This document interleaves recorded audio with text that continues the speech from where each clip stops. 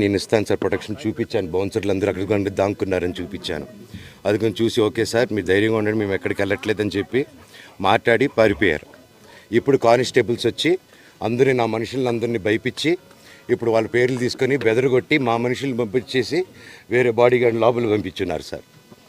ఏం జరిగిందండి అసలు? గొడవలు జరగదు కాదు సార్. ఫస్ట్ డిపార్ట్మెంట్ ఎందుకు వన్ సైడ్ తీసుకుంటున్నారు? కంప్లైంట్ తీసుకున్న తర్వాత వాళ్ళకి ఏ అధికారం ఉంది? నా ప్రొటెక్ట్ చేసే మనుషులు పంపించేదానికి అధికారం ఏముంది? ప్రపంచంలో నా అందరినీ కలుస్తాను సార్, బయలుదేరుతాను. నేను ఆస్తి కోసమో డబ్బు కోసమో ఈ పోరాటం చేయట్లేదు.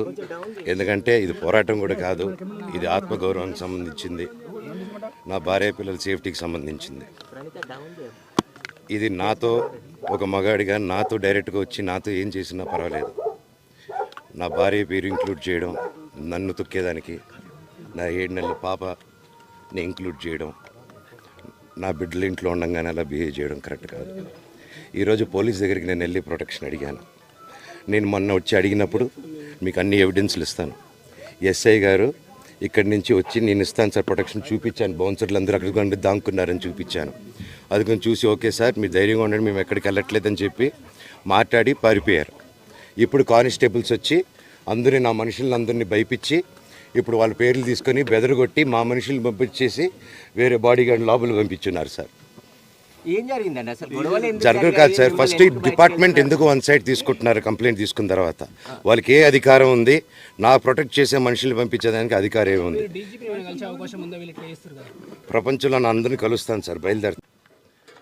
నేను ఆస్తి కోసమో డబ్బు కోసమో ఈ పోరాటం చేయట్లేదు. ఎందుకంటే ఇది పోరాటం కూడా కాదు, ఇది ఆత్మగౌరవానికి సంబంధించింది, నా భార్య పిల్లల సేఫ్టీకి సంబంధించింది. ఇది నాతో ఒక మగాడిగా నాతో డైరెక్ట్గా వచ్చి నాతో ఏం చేసినా పర్వాలేదు.